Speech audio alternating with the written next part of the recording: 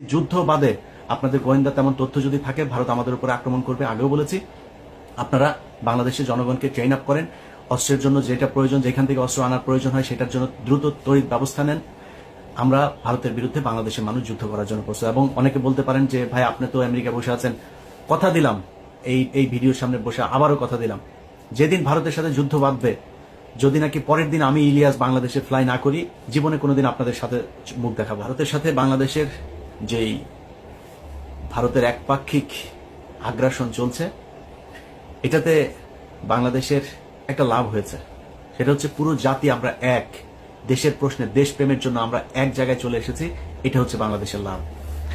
আর ভারতের কিছু মূর্খ ধর্মান্ধ যেসব এই যে বিজেপি আরএসএস যেগুলো আছে, শুভেন্দু অধিকারী সহ যারা এসব করছে, ওদের তো বাথরুম করার পায়খানা নেই, কয়দিন হাগার জন্য গুও থাকবে না পেটের মধ্যে, কারণ খাইতে পাবে না তো গু কোত্থেকে আসবে, হাগারও দরকার হবে না, বাথরুমেরও দরকার হবে না। আমাদেরকে থ্রেট করা হচ্ছে, ট্রিটমেন্ট দিবে না, ওদের হোটেলে আমাদেরকে থাকতে দেবে না। আলহামদুলিল্লাহ, আমি খুব খুশি হয়েছে যে বাংলাদেশের মানুষ ওই দেশে ঘুরতে যাবে না। পাকিস্তানে ঘুরতে যাব, অনেক সুন্দর সুন্দর জায়গা আছে পাকিস্তানে, পোর্ট এন্ট্রি ভিসা নিয়ে যাবেন, এখানে কোনো ভিসা টিসা লাগবে না, ঢুকে যাবেন, ঘুরে টুরে চলে যাবেন, পাকিস্তানের ভাইয়েরা আপনাদেরকে আদর আপ্যায়ন করবে। সো পাকিস্তান যাবেন। যারা ব্লগ করেন, বিভিন্ন ইন্ডিয়ান জামা কাপড় নিয়ে করতেন, কসমেটিক্স নিয়ে করতেন, পাকিস্তানের জামা কাপড়ের মান অনেক ভালো। বিভিন্ন প্রোডাক্ট, বিভিন্ন ইলেকট্রিক সামগ্রী আমরা পাকিস্তান থেকে আনবো, ইন্ডিয়া থেকে আনবো না। আমি বাংলাদেশের যারা কিনা বিজনেস করেন তাদের কাছে অনুরোধ থাকবে পাকিস্তানের সাথে সম্পর্ক আরো সুদৃঢ় করার। গ্যারান্টি দিলাম, এই বাংলাদেশের উপরে যদি কোনো বিদেশি আগ্রাসন, যে কোনো পৃথিবীর যেই দেশেরই আগ্রাসন আসুক, সবার আগে বাংলাদেশের মানুষের সাথে পাকিস্তান দাঁড়াবে। অতএব তাদের অর্থনৈতিক যে ভিত, সেটা মজবুত করার জন্য আমরা তাদের কাছ থেকে জিনিস কিনবো, আমাদের জিনিস তারা কিনবে, তাদের সাথে সাংস্কৃতিক, অর্থনৈতিক, রাজনৈতিক সব ধরনের একটা সম্পর্ক হইতে হবে। 1971 সাল ইজ গন, আমরা 71 সাল নিয়ে তাকাই না। 71 সালের মতো বাংলাদেশ পাকিস্তান জীবনে কোনোদিন আলাদা হবেও না। এটা একসাথ করার সময় ব্রিটিশদের চাল ছিল, একটার ওই মাথায় একটার এই মাথায়, সো এটা এমনিতেই আলটিমেটলি থাকতো না। আমরা এখনো এক হইতে চাই না, কিন্তু সম্পর্কটা মজবুত হইতে হবে। আমার দেশের কোনো সমস্যার জন্য যাতে পাকিস্তান তাদের পারমাণবিক অস্ত্র থেকে শুরু করে যা যা প্রয়োজন, সেটা যাতে আমরা মনে করতে পারি এটা আমাদের, এবং ভারত সেটার জন্য যেন ভয় পায়, আমাদের সেই সম্পর্কটা তাদের সাথে থাকতে হবে। অতএব আমরা পাকিস্তান যাব। যারা চিকিৎসক, আপনাদের কাছে অনুরোধ, আমাদের এখন সবচেয়ে বড় সমস্যা যেটা আমরা মনে করছি, যে না পারতে অনেক মানুষকে ভারতে যেতে হয়। আপনাদের বাংলাদেশের চিকিৎসকদের কাছে হাত জোর করে অনুরোধ করছি, বাংলাদেশে অনেক খারাপ ডাক্তার আছে, অনেক খারাপ হাসপাতাল আছে, অনেক ভালো মানুষও আছে। অতএব ভালো মানুষ, ডাক্তার যারা আছেন, ভালো মানুষ, বিজনেসম্যান যারা আছেন, আপনাদের কাছে অনুরোধ, গাজীপুর, নারায়ণগঞ্জ, সাভার, অন্তত এইসব জায়গাগুলোতেও, বিভাগীয় শহর, এই জায়গাগুলোতে যদি বড় বড় কিছু ভালো ভালো হসপিটাল করেন, যেটার এই ডাকাতি করবে না, রিপোর্ট করার নামে, টেস্ট করার নামে মানুষের গলা কাটবে না, এরকম অন্তত সারা বাংলাদেশে 10 জন মানুষ কি আপনারা নাই? 10 জন মানুষ 10টা জায়গায়, বিভাগীয় শহরগুলো সহ, ঢাকার এই শহরতলি জায়গাগুলোতে কয়েকটা হাসপাতাল করেন। আমার বিশ্বাস বাংলাদেশের মানুষ এখানে যদি ভালো ট্রিটমেন্ট পায় তাহলে বিদেশে যাবেন। আপনাদের কাছে অনুরোধ, ডাক্তারদেরকে এগিয়ে আসতে হবে। সো আপনারা এটার ব্যবস্থা নেন।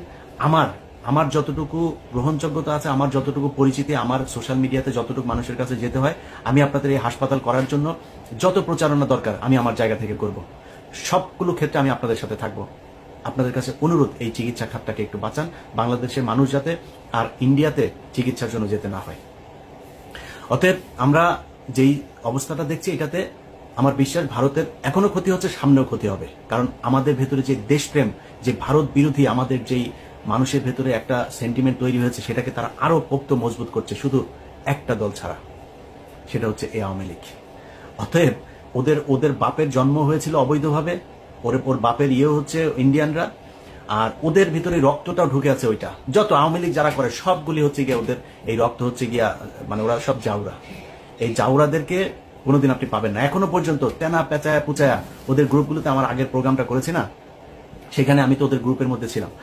সেখানে ওদের কাজ হচ্ছে বিভিন্ন ধরনের আপনার করা, এই যে বানানো, কি বলে, রিপোর্ট, এগুলোরে ওরা এই এই আমেরিকাতে, তারপর ইউরোপের বিভিন্ন দেশের বিভিন্ন গোয়েন্দা সংস্থার কাছে ওরা এগুলো পাঠাচ্ছে। সেখান থেকে নিজম মজুমদার ওগুলি ইমেল অ্যাড্রেস দেয়, এই ইমেল অ্যাড্রেসে এইটা লিখে লিখে পাঠান, এইভাবে লিখে দিচ্ছে।